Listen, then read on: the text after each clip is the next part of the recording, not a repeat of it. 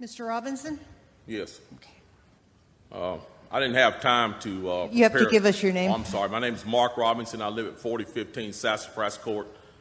That's right here in Greensboro. I've lived in Greensboro all my life.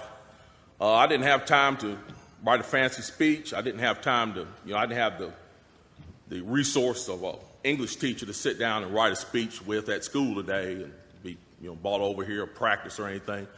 What I really came down here for is this.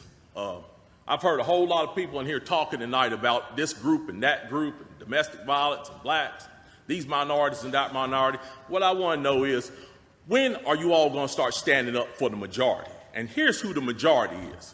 I'm the majority.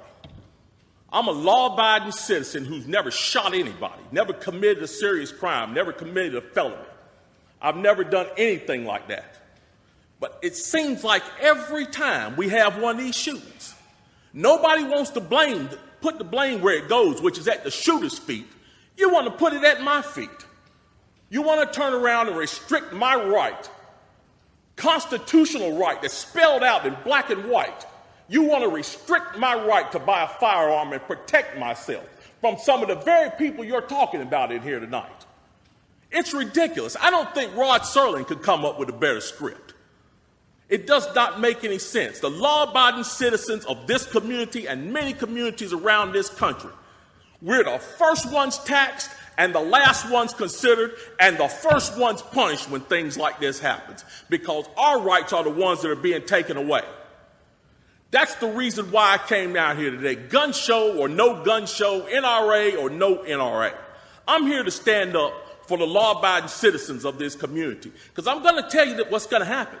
You can take the guns away from us all you want to. You all write a law, I follow the law, I'll bring my guns down here, I'll turn them in. But here's what's going to happen. The Crips and the Bloods on the other side of town, they're not going to turn their guns in. They're going to hold on to them. And what's going to happen when you have to send the police down there to go take them? The police can barely enforce the law as it is. As what I see, we demonize the police, criminalize and vilify the police, and we make the criminals into victims. And we're talking about restricting guns? How are you going to do that? How are you going to do that when the police department's already hamstrung? You're not going to be able to go down here and take these guns from these criminals. So the criminals are going to hold on to their guns. They're still going to have them. They're still going to break in my house, and they're still going to shoot me with them. And guess who's going to be the one that suffers?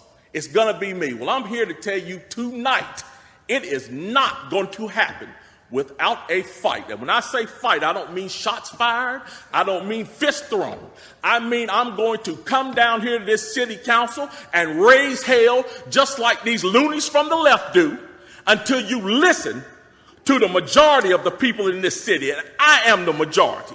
The majority of the people in this city are law-abiding, and they follow the law, and they want their constitutional right to be able to bear arms. They want to be able to go to the gun show and buy a hunting rifle or a sport rifle. There are no military-grade weapons sold at the gun show. An AR-15 is not a military-grade weapon.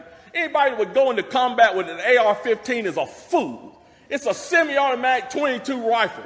You'd be killed in 15 minutes in combat with that thing. So we need to dispel all these myths, and we need to drop all this division that we got going on here. Because the bottom line is, when that Second Amendment was written, whether the framers liked it or not, they wrote it for everybody. And I am everybody.